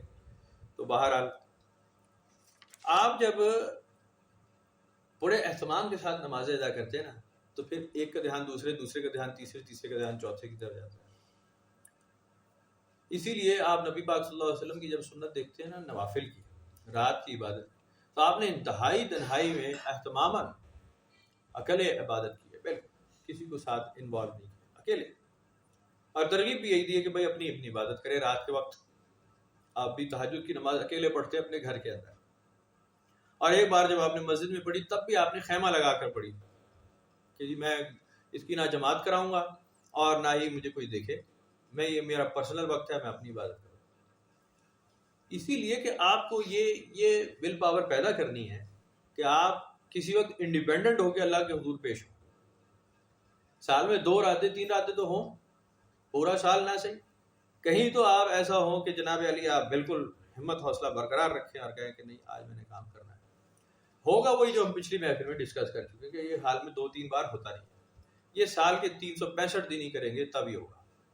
روز جاگنے کی عادت ڈالیں، روز بیداری ہوگی. تو آپ تو کہیں ہم تو ویسے ہی جاگ لیتے ہیں، رات 1-2 بجے تک ویڈیوز دیکھتے رہتے ہیں، فیس بک چلتا رہتا ہے، کوئی مسئلہ نہیں ہے. موبائل ہاتھ میں ہو آپ جاگتے ہیں، مسئلہ ہی کوئی. لیکن وہ الگ طریقہ ہے، وہ الگ وہ رنگ ہے. آپ کو اگر شب بیداری کرنی ہے تو آپ کو یہ حوصلہ رکھنا چاہیے. اور اگر نہیں پیدا ہو رہا تو چلو گیدرنگ اچھی چیز ہے. ہوتا یہ ہے کہ آپ جب اہتمام کرتے ہیں تو بہت کم توجہ پیدا ہوتی ہے. تو اس لیے روٹین میں تیز جب آپ نماز ادا کر لیتے ہیں، چلتے پھرتے کام کاروبار کر رہے ہیں، بزنس ہو رہا ہے، نوکری ہو رہی ہے، نماز کا وقت آیا ادھر ہی پڑھ لی، بس وقت نہیں ضائع کیا، تو وہ بالکل ٹھیک ہو جاتی ہے، بالکل ٹھیک. وسوسہ آنے کا موقع ہی نہ دے، وسوسہ پیدا ہونے کا ٹائم ہی نہ ملے، اتنی جلدی اس کو پورا کر لیا جائے کہ وسوسے تک بات ہی نہ جائے، کہ خیال بھاگ جائے کہیں اور. زیادہ تر ہوتا ہی ہے کہ آپ کے جو انکمپلیٹ ٹاسک ہے نا، نامکمل کام، جو آپ کے کام رہتے ہیں، وہ آپ کو خاص طور پہ نماز کے وقت خیال آتا ہے. انکمپلیٹ کام جو ہوئے ہوتے وہاں ذہن پھنسا ہوتا ہے آپ کا، بار بار دھیان دے رہے گا. تو کوشش یہ کریں کہ ایسے ٹاسک ہی نہ مختصر زندگی رکھیں. لیکن مختصر زندگی رکھیں کیسے؟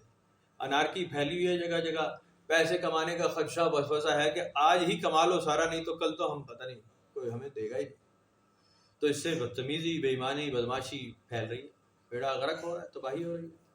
کہ جی کمائی کر لیں آج، کل پتہ نہیں کیا حالات ملک کے ہونے والے ہیں، دنیا کے کیا حالات ہیں، آج کمائی کر لیں، آج ہی کھا پی لیں، اپنے گھر کچن بھر لیں. بھرے بھی پڑے ہیں، پھر بھی اگلے سے اگلے مہینے اور پھر پیسے، نوٹ، کیش. آپ اناج ڈالتے نا کسی کے گھر، وہ آپ نے دیکھا نا بھکاریوں کو، وہ تھیلے اٹھائے ہوں گے انہوں نے اناج کے، لیکن وہ پھر کہ اللہ دن آتے کچھ دے دو. یہ آپ کے پاس ہے؟ کہتے نہیں یہ تو اناج ہے نا، مجھے کیش چاہیے. تو بہرحال انسان کی سوچ وسوسے والی جو ہے، خدشے والی، وہ اتنا برباد کرتی ہے آدمی کو کہ نہ اس کا دماغ عبادت میں لگتا ہے، نہ اس کا کامل توکل ہوتا ہے اللہ تعالیٰ کی ذات پہ. وہ ہمیشہ یہی لگا رہے گا کہ یہ ابھی کلک باقی ہے، ابھی مال کمانا ہے، ابھی ذمہ داریاں باقی ہیں. کبھی بیٹے کی ذمہ داری، کبھی بیٹی کی ذمہ داری، کبھی ماں کی ذمہ داری، کبھی باپ کی ذمہ داری، کبھی کاروبار، کبھی نوکری. یہ ذمہ داریاں کا احساس، یہ خدشہ، یہ کلک، یہ ختم ہی نہیں ہوتی، یہ جان چھوڑتی. حالانکہ اللہ تعالیٰ آزمائش سے تو سب کو بچائے، لیکن حالانکہ بات یہ کرنے والا ہوں کہ جو کام ہونا ہے سو ہونا ہے. اور آپ لاکھ پریکاشنز کر لیں، لاکھ احتیاطی تدابیر کر لیں، لاکھ محفوظ محتاط ہو جائیں، اگر خدا نہ خواستہ اللہ تعالیٰ آپ کو نقصان پہنچانا چاہتا ہے، پہنچے گا. قرآن شریف میں ایسے لکھا کہ اگر وہ مجھے نقصان پہنچانا چاہے تو کوئی روکنے والا نہیں، اور اگر وہ مجھے نقصان سے بچانا چاہے تو مجھے کسی میں جرت نہیں کہ مجھے نقصان پہنچا سکے. یہی اٹل اول آخر، یہی اصل بات ہے، اس کے علاوہ کچھ نہیں. آپ لاکھ لگے کہ جی میں محفوظ ہو جاؤں اور پھر حفاظت، ٹھیک ہے آپ پریکاشنز لیتے ہیں، بہت اچھا ہے، بندہ بشر ایسا ہی ہوتا ہے. نبی پاک صلی اللہ علیہ وسلم نے بھی اس کی ترغیب دی ہے کہ آپ احتیاطی تدابیر کرتے ہیں، حادثے سے، نقصان سے بچنے کی کوشش کرتے ہیں. متعدد حدیث میں اس کی ترغیب ہے، بالکل ٹھیک ہے. صحابہ کرام بھی محتاط رہتے تھے. جب زرہ بختر پہنا جاتا ہے تو وہ اسی لیے کہ دشمن حملہ کرے گا، تیر تلوار آئے گا تو آپ بچیں گے، محفوظ رہیں، پریکاشنز لیتے ہیں. لیکن جہاں بات جذبہ شہادت کی آ جائے وہاں کہتے ہیں کوئی بات نہیں، پھر تو ہوگا ہی ہوگا، نقصان جو ہونا ہے سو ہوگا. تو انسان اگر یہ سمجھ لے کہ الٹیمیٹ طاقت، الٹیمیٹ مرضی اللہ تعالیٰ کی ہی چلنی ہے، میں لاکھ پریکاشنز لے لوں، لاکھ احتیاطی تدابیر کر لوں، لاکھ کوئی جناب علی مال اکٹھا کر لوں، نفع نہیں دینا تو نہیں دینا، میرے کام آنا تو نہیں آنا، وہ اگر آپ کو بات سمجھ میں آ گئی تو آپ کے وسوسے ختم ہونا شروع ہو جاتے ہیں، خدشات ختم ہونا شروع ہو جاتے ہیں، بہت ہی لائٹ ویٹ، بہت ہی ہلکے ہو جائیں گے. ظاہر ہے پھر وہ بیرونی حملے ہوتے رہیں گے، دشمن رہتا ہے، وہ حملے بھی کرتا ہے، سازش بھی ہوتی ہے، سب کچھ ہوتا ہے. تو اس کا مقابلہ کرنے کی آپ کو حوصلہ ہمت آ جاتی ہے، اپنا کام کر لیتے ہیں. سمپل، آپ ایک فیملی میں رہتے ہیں نا، ایک گھر میں رہتے ہیں، 4 6 8 10 لوگ رہ رہے ہیں. آپ وہ ڈیلی زیرو سے سٹارٹ کر کے شام تک رات تک کام کرنے ہوتے ہیں. اگر آپ کو گھر محفوظ رکھنا ہے, صاف ستھرا رکھنا ہے, کھانا پینا, عورتیں ہانڈی شانڈی پکانی روز پکانی ہے, کب تک آپ فریج میں رکھا ہوا کھا سکتے ہیں؟ نہیں ہو سکتا. آپ کو روز ہی صفائی کرنی ہے, آپ کو روز ہی پانی کا اہتمام کرنا ہے, آپ کو روز ہی بجلی, پنکھا, دوسرا تیسرا, تیل پانی سارا چیک کرنا, روز کرنا پڑے گا. نہیں ہے تو آپ کا گھر برباد ہو جائے گا, تباہی لگ جائے گی. ڈیلی نہیں کر رہے, ختم ہو جائے گا. ایسا ہی ہوگا نا. عبادت ریاضت بھی بالکل ایسی کہ ایک کنٹینیوٹی کا کام ہے, ساری زندگی چلنے والا کام ہے, اللہ کی حضوری کا کام روز کا ہے, کوئی چھٹی نہیں ہے, کرنا ہی کرنا ہے. آپ اپنا کام کریں, اپنا کاروبار کریں, آپ ہنسے کھیلیں, آپ شادیاں بھگتائیں, آپ فوتگیاں بھگتائیں, آپ برادریاں بھگتائیں, سب کچھ کریں, سارے کام کریں. آپ عبادت کے وقت عبادت کریں, نماز پڑھیں, یہی آپ کا کنٹینیوٹی ہے.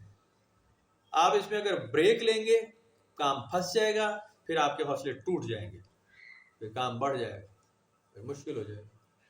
وہ ہوتا ہے اس مہینے بچے کی فیس نہیں دی, اگلے مہینے ڈبل دینی, وہ اگلے مہینے بچہ ہی اٹھا لیتے ہیں, بچوں کی تباہی لگ جاتی ہے. ابھی بھی میں یہی رو رہا تھا نا آپ کے ساتھ کہ ہمارے ہاں بڑے تواتر کے ساتھ پچھلے 20-30 سال سے جو میں اپنی آنکھوں سے دیکھ رہا ہوں وہ یہی ہوا ہے کہ والدین نے بجٹ آؤٹ کر لیا ہوتا ہے اور بچوں کی تعلیم خراب کر دیتے, تباہ کر دیتے.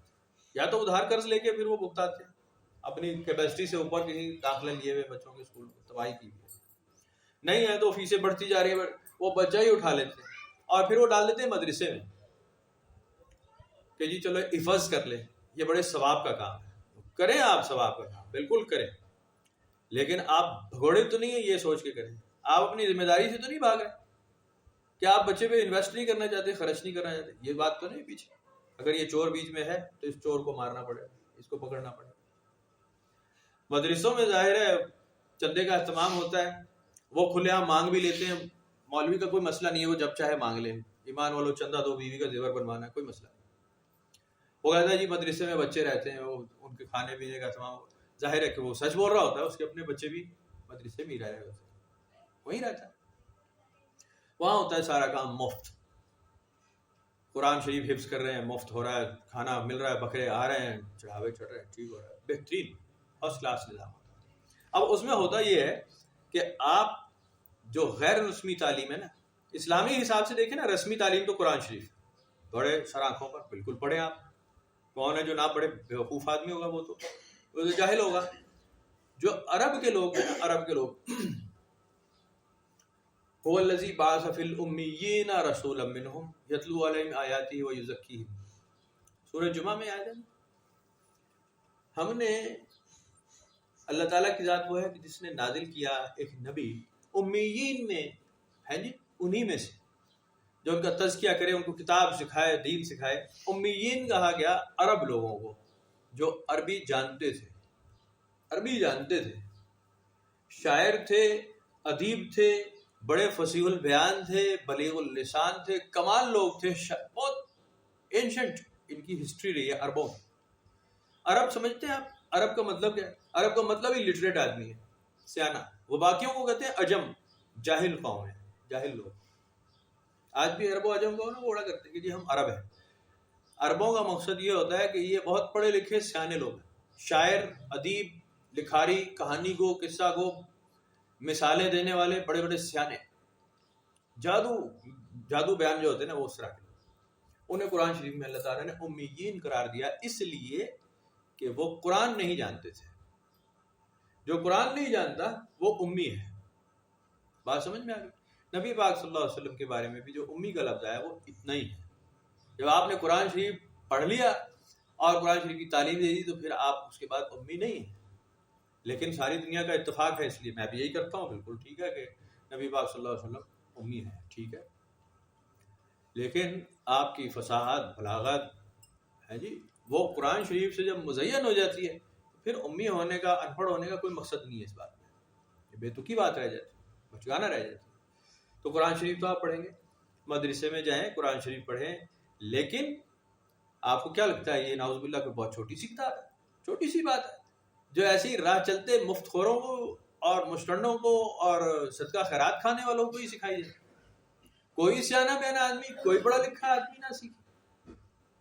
میں ابھی بھی یہ رو رہا تھا نا محفل سے پہلے کہ کہاں گئے وہ پڑھے لکھے ڈاکٹرز، وہ انجینئرز، وہ سائنٹسٹ ہیں جی، جو گیٹ اپ نہیں بناتے، داڑیاں لمبی نہیں ہیں، پگڑ نہیں باندھتے، کپڑا نیلا پیلا لال گلابی نہیں ہے ان کے پاس، پینٹ کوٹ پہن کے بھی وہ عبادت کرتے ہیں، وہ اللہ تعالیٰ کے بڑے محبت کرنے والے لوگ ہیں، اللہ تعالیٰ سے بڑے چاہت والے لوگ ہیں، وہ کیوں نہیں آگے آئے کہ وہ مسجدوں کے امام لگتے؟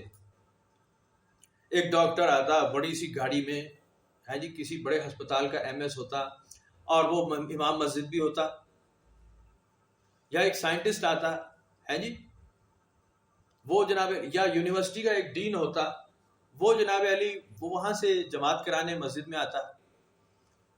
یہ ٹرینڈ پیدا ہی نہیں ہوا کبھی. ہم نے بالکل کیٹیگرائز کیا کہ نماز پڑھانے والا وہ مولوی ہوگا، وہ ہوگا جو جاہل ہے، جو مسجد کا بھگوڑا ہے، اپنا اسکول کالج کا بھگوڑا ہے، وہ مدرسے میں پڑھایا گیا مفت، اور اس نے صدقہ خیرات کھایا ہے، لازمی کھایا ہے، اس کو خیرات زکوٰۃ صدقہ کھلایا گیا ہے، چاہتے نہ چاہتے. وہ کیا اس کے اوپر اثر نہیں ہے مفت کے کھانے کا؟ مفت کے کھانے کا اس پہ اثر ہوتا ہے. وہ ہمیشہ ہی روٹی کی بات سوچتا ہے، وہ بات ہی وہ اللہ خیر الرازقین سے شروع کرے گا، اور ایمان والوں کو یہ کہے گا کہ تمہیں اگر نہ دیا ایسی تیسی اللہ تعالیٰ تمہیں جیل میں بند کر دے گا، تھانے میں ڈال دے گا. اب ایک پڑھا لکھا سیانہ آدمی ہوگا، ملٹی ملینئر ہے، اس کی کوٹھیاں بنگلے جائیداد بہت خوب ہے، وہ کیوں مانگے گا پیسہ؟ وہ مانگے گا ہی نہیں. جو ہمارے وہ اسلامی جو ہمارے پوروج ہیں نا، وہ تو عرب ہے نا، وہیں سے لیا ہے ہم نے اسلام، اس میں تو کوئی غلطی کی بات ہے، عرب سے ہی اسلام آیا. عرب کیا کرتے ہیں؟ ایک پروٹوکول کے حساب سے رجسٹرڈ مسجد ہوتی ہے، وہاں پر آپ ایسے 1.5 اینٹ کی مسجد نہیں بنا سکتے. وہاں بنائی ہے نا، جا نمازیں بنی ہوتی ہیں، نماز پڑھنے کی مسافروں کے لیے بنی ہوئی، ٹھیک ہے، کوئی بھی ٹھیک ہے. اگر آپ وہاں باقاعدہ تماماً امام مسجد لگے ہیں اور آپ جمعہ کرا رہے ہیں اور خطبہ دیں، تو آپ گورنمنٹ کے رجسٹرڈ ہوں گے تب کر سکتے ہیں. رجسٹرڈ آدمی نہیں ہوگا تو نہیں کر سکتا. اس کو پکڑ کے باقاعدہ بند کر دیتے ہیں. باقاعدہ ایک مسودہ جاری کیا جاتا ہے کہ یہ جمعے کا خطبہ یہ ہے، یہ پڑھ کے سنانا ہے. یو اے میں بھی، عرب میں بھی، سعودیہ میں بھی، جہاں سے دین چلا ہے، جو عرب ہے، جو اصل حقدار ہے نا اسلام کے، جہاں سے شروع ہے، یہ ان کا طریقہ ہے. آپ کو کیا لگتا ہے غلط طریقہ ہے؟ بالکل غلط نہیں، بالکل ٹھیک طریقہ ہے، بالکل اصولی بات ہے. آپ وہ کہیں گے نہیں وہ بادشاہ کی وجہ سے کرتے ہیں کہ بادشاہ کے خلاف کوئی بات نہ ہو، وہ بالکل اپنی اپنی سوچ ہے آپ کی. لیکن کم از کم اس سے یہ ہے کہ ایک جاہل آدمی خطبہ نہیں دیتا، ہر مسجد میں کھڑا ہو کے جمعے نہیں کرا رہا، الٹی سیدھی تقریریں نہیں کر رہا، الٹی سیدھی کتابیں پڑھ کر. یہاں یہی ہو رہا ہے تواتر سے. ابا جی فوت ہو گئے یا امی جی کی ٹانگ ٹوٹ گئی، صدقے کے طور پہ مسجد بنا دی، صدقہ جاریہ، اپنا پلاٹ دے دیا کہ جی اس پہ مسجد بنا لو، یہ ہم نے مسجد کے لیے نماز کے لیے مخصوص کر دی. اب وہاں پہ تراویاں بھی ہو رہی ہیں، وہاں پہ جمعہ بھی ہو رہا ہے، وہاں پہ یہ بھی ہو رہا ہے، وہ بھی ہو رہا ہے، سب بیداری بھی ہو رہی ہے، عید بھی ہو رہی ہے. پھر وہاں پہ وہ مولوی بیچارہ کیا کرے گا؟ وہ اس کو تو پیسہ چاہیے، روٹی چاہیے. وہ پھر ڈھونڈ کے ایسی چیزیں لائے گا کہ لوگ پیسے دیں زیادہ سے زیادہ. نظام برباد ہو جاتا ہے، بیڑا غرق ہو جاتا ہے. پھر وہ مدرسے بناتا ہے کہ تاکہ بچے انگیج ہوں، لوگوں کو انگیج کیا جائے، تاکہ لوگ زیادہ سے زیادہ مسجد آئیں، اور پھر ان کو تھوڑا سا کہا جائے کہ جی مسجد کے لیے آپ کریں، ہر آدمی کرے. بالکل ٹھیک بات ہے. اپنے علاقے کی مسجد کا بڑا خیال رکھیں، بڑا اہتمام رکھیں. آپ اپنے بچوں کے اسکول کا اہتمام رکھتے ہیں، ان کی ایک ریگولر فیس دیتے ہیں، آپ اپنے بجلی کا بل دیتے ہیں، آپ پانی کا بل دیتے ہیں، آپ گیس کا بل دیتے ہیں، انٹرنیٹ کا بل دیتے ہیں. آپ ایک چیز استعمال کریں تو مسجد بھی آپ کو ایک بڑی فیسلٹی دے رہی ہوتی ہے کہ وہاں اذان کی آواز آتی ہے، وہاں صاف ستھرا ماحول ہوتا ہے، وہاں وضو کا پانی رکھا جاتا ہے، وہاں ایک انتظامیہ ہوتی ہے، وہاں آپ کو پنکھا، اے سی، ہر چیز لگا کر. تو آپ مسجد کے لیے باقاعدہ ایک فنڈ قائم کر دیں کہ جی یہ اہل علاقہ مسجد فنڈ دیں گے. بالکل ٹھیک ہے، بالکل طریقے سے کریں، لیکن کمپیٹنٹ اتھارٹی ہو، سیانہ آدمی وہاں پہ لگے، فارغ التحصیل ہو، کسی مدرسے کا بھی، کسی بھی سیٹ کا ہو، کسی بھی عقیدے کا، لیکن ہو کوئی 5 7 سال 8 سال اس نے پڑھا ہو، اور وہ بہت اعلیٰ ہو، بہت اچھا. اللہ کرے وہ پاکستان پہ کبھی وقت آ جائے کہ ایسا کوئی سیانہ آئے کہ کوئی ڈاکٹر ہو، کوئی انجینئر ہو، کوئی سائنسدان ہو، کوئی معلم ہو، اسکول کا، کالج کا پروفیسر ہو، اور وہ امام مسجد بنے، جو سائنس ٹیکنالوجی بھی جانتا ہو، جس نے اچھی بڑی گاڑیاں بھی دیکھی ہیں، جو دنیا بھی جانتا ہے، وہ سارے اپنے وہ ہاضمے پورے کر کے آیا، وہ بھوکا ننگا نہیں ہے. جب وہ بیٹھے گا نا، وہ بڑی طریقے کی سیدھی سادی بات کرے گا، وہ کرے گا قرآن شریف کی بات، وہ الٹی سیدھی کتاب نہیں اٹھائے گا، اپنے ذاتی عقیدے نہیں گھڑے گا، وہ قرآن شریف پڑھے گا. اس سے آپ کے اندر تھرو آؤٹ ایک تبدیلی آئے گی. وہ اذان جب دے گا، ایک پڑھا لکھا سیانہ آدمی اپنی ڈیوٹی چھوڑ کر کہے کہ جی اب میرے آج نماز کا قرآن دازی ہو، کہ جی پڑھا لکھا گریجویٹ یا ایم اے پاس دنیا میں کامیاب آدمی جو اچھے نوکری پہ یا اچھے کاروبار میں کامیاب آدمی، اس کو لگایا جائے، وہ اذان دے. آپ کہیں گے حضور سیدنا بلال، خدا دا واسطہ جے یار ادھر مت چلے جانا، آپ ان کے عرفان کو نہیں جانتے. حضور سیدنا بلال سے مت ملا دینا کسی جاہل کو کبھی. آپ نہیں جانتے سیدنا بلال کا عرفان کیا تھا. آپ کو باقاعدہ نبی پاک صلی اللہ علیہ وسلم نے معلم بنایا تھا، یہ جانتے ہیں آپ؟ یہ جانتے ہیں آپ؟ 10 معلم بنائے 10,000 کے لشکر میں، 10,000 کا مجمع فتح مکہ کا تھا کم و بیش. 10 استاد بنائے، مستند کتابوں میں نام لکھا، ان میں حضور سیدنا بلال کا نام. جب حضرت بلال نے تبلیغ کی اور دین پھیلایا تو حضرت خالد بن ولید جیسا آدمی اور ابو سفیان جیسا آدمی کہتا ہے کہ کمال استاد کا پڑھایا ہوا ہے بھائی، تو کمال ہو گیا. ہم تو جانتے ہیں کہ تو ایک حبشی غلام ہے، لیکن تیری زبان میں تو فصاحت و بلاغت جو ہے وہ بڑے بڑے علماء میں نہیں. تو حضور سیدنا بلال سے مت کسی جاہل کو ملا دینا کہ جی وہ بھی ایسے ہی ہے، نہیں ایسا. وہ تو مامور من اللہ تھے، وہ تو اللہ تعالیٰ کے مخصوص ہستیوں میں سے ایک ہے، نبی پاک صلی اللہ علیہ وسلم کے مانگے ہوئے میں سے، وہ ان کی ذات صفات میں لگے. حضور سیدنا ابو ہریرہ راوی حدیث، اب آپ کہیں جی وہ اسکول کالج نہیں گئے تھے، تو بالکل نہیں گئے تھے، لیکن فصیح و بلیغ تھے. وہ بھائی بہت سیانے تھے، ان کا حافظہ بہت تیز تھا، حرف با حرف حدیث جانتے تھے. یہ دعویٰ حضور سیدنا ابو بکر صدیق نے کبھی نہیں کیا، سیدنا عمر نے نہیں کیا، سیدنا عثمان نے نہیں کیا، سیدنا علی نے. حدیثیں مرفوع ہیں بالکل ان سے باقی صحابہ کرام سے، لیکن جو مقام مرتبہ سیدنا ابو ہریرہ نے پایا ہے وہ کمال کا پایا ہے فصاحت و بلاغت کی وجہ سے. آپ کو کیا لگتا ہے حضور پاک صلی اللہ علیہ وسلم کی اجازت کے بغیر کیا ہوگا یا اللہ کی مرضی کے بغیر ہوا ہے؟ یہ براہ راست اللہ اور اللہ کے رسول کی مرضی سے ہوا ہے. ان کا علم کچھ اور ہے. میرے جیسا جو ٹٹ پونجا فٹ پاتھیا آدمی ہے نا، اس کو سیکھنا پڑتا ہے، اس کو گوڑے گھسنے پڑتے ہیں، اس کو محنت کرنی پڑتی ہے. وہ استادوں کے پاس بیٹھتا ہے، پھر جا کے سیکھتا ہے، پھر آگے بڑھتا ہے. وہ فتوے نہیں دیتا الٹے سیدھے کہ کسی کا ٹی وی میں اس نے بیان سن لیا انٹرنیٹ پہ اور جناب علی وہ لگا ہوا ہے کہ جناب علی میں نے فلانے ٹی وی پہ عالم آن لائن قسم کا کوئی پروگرام سن لیا. ایسا نہیں ہوتا. یہ سیکھنے کا عمل ہے، اس کو باقاعدہ سیکھا جاتا ہے. قرأت سیکھی جاتی ہے، تلاوت سیکھی جاتی ہے، استاد کی نگرانی بھی سیکھی جاتی ہے، حدیث کا سبق سیکھا جاتا ہے، اس کو پڑھا جاتا ہے. حدیث کے اسلوب سیکھے جاتے ہیں کہ کس حدیث کو کس مطلب میں لیا جائے گا، قرآن شریف کا کانٹیکس اس میں کیا آ رہا ہے، کس موقع پر بات. یہ باقاعدہ ایک علم ہے، اس میں ہسٹری انوالو کی جاتی ہے، اس میں سیاق و سباق دیکھا جاتا ہے، اس میں محنت کرنے والے شامل ہوتے ہیں. اساتذہ کرام کی میں نے آپ کو پیچھے مثال سنائی ہے نا، ہمارے سلسلے میں جو بھرپور، انہوں نے 6-6 8-8 مہینے پیدل سفر کر کے ایک دعا حاصل کی ہے، ایک دعا. پیچھے صوفی بزرگوں کا اپنے شجرے میں نام پڑھے نا، آرام ان کی وہ ہسٹری پڑھیں، وہ ان کی بایوگرافی پڑھیں، دیکھیں کہ کیا انہوں نے کہاں کہاں مسافرت کی اور ایک دعا حاصل کی، استاد کیا باقاعدہ، ہاتھ میں ہاتھ دے کر بیعت کی، ان کی خدمت کی، اور پھر کچھ سیکھا اور پھر آگے چلے. ایسے ہی تھوڑی ہے کہ جی میرا باپ پیر تھا تو میں پیر ہوں، میرا دادا پیر تھا تو میں پیر ہوں، میرا باپ سید تھا تو میں بھی سید ہوں، میرے تو سیکھنے کی ضرورت ہی نہیں ہے، میں سید ہوں کی اولاد. اور بھائی جان اس سے نہیں ہوتا. عمل تو سیکھنے کا آپ کو بھی اس سے گزرنا ہی پڑے گا. باپ دادا بے شک اپنی محنت سے جو بنے، آپ کو اپنی محنت سے بننا ہوتا ہے. تو یہ سیکھنے کا عمل ہے.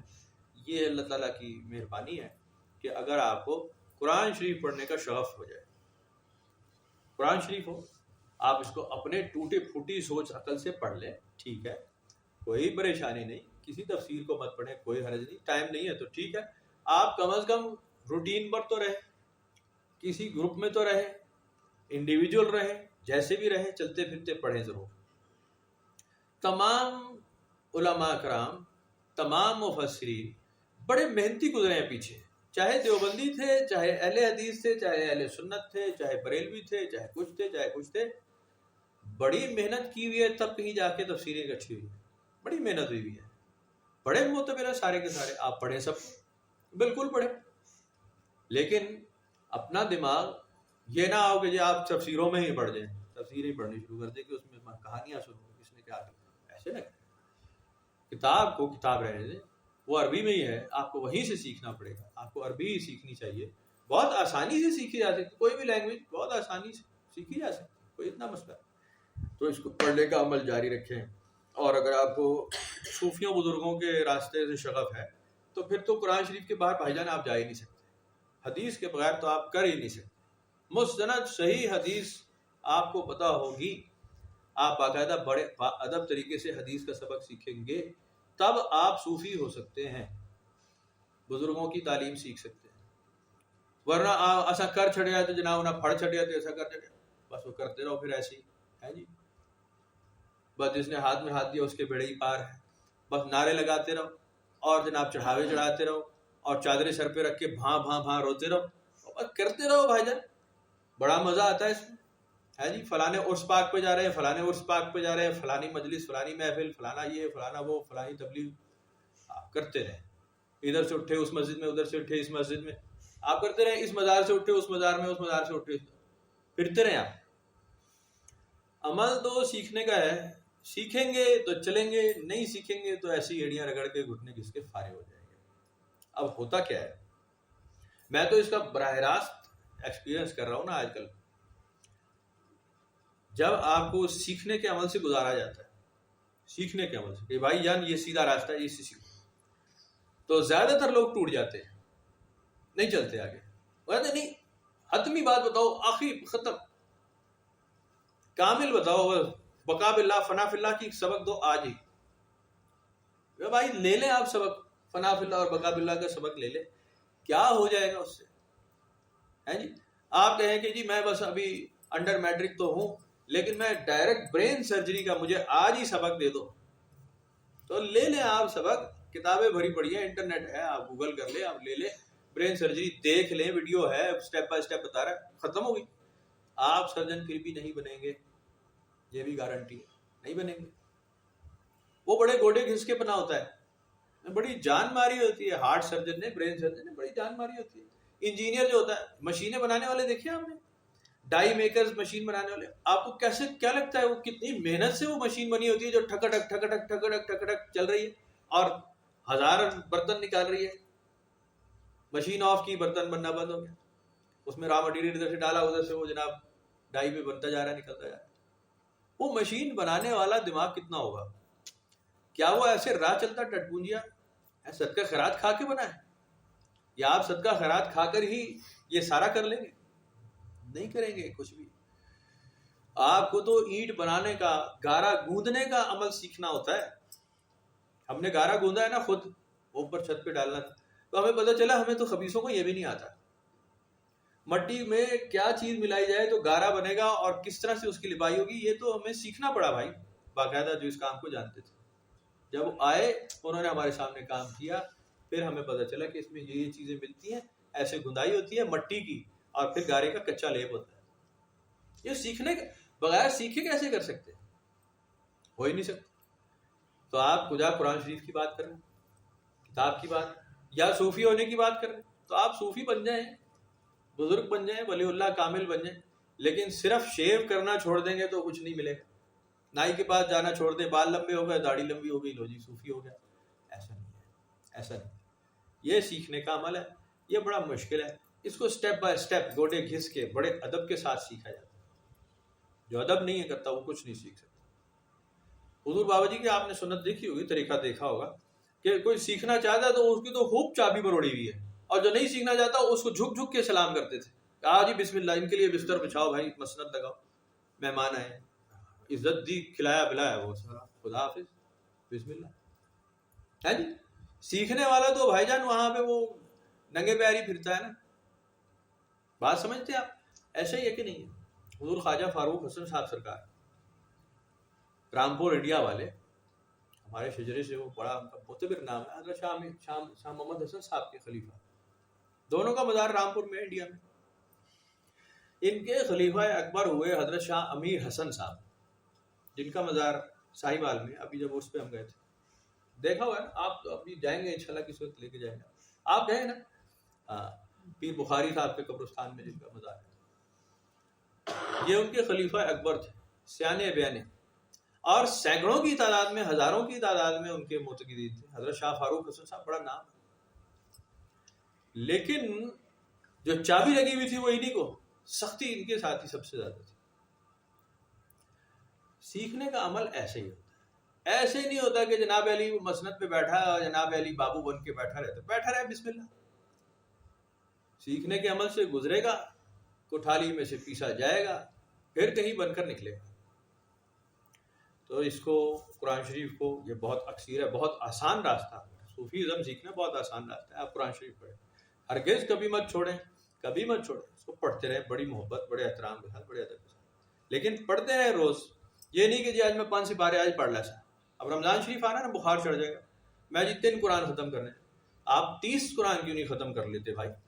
روزانہ 1 قرآن پڑھ، وہ پڑھ لیں، کیا ہے، کیا فرق پڑتا ہے؟ ویلا آدمی ہے اس کا مطلب، آپ اس کا مطلب اور کچھ نہیں کرتے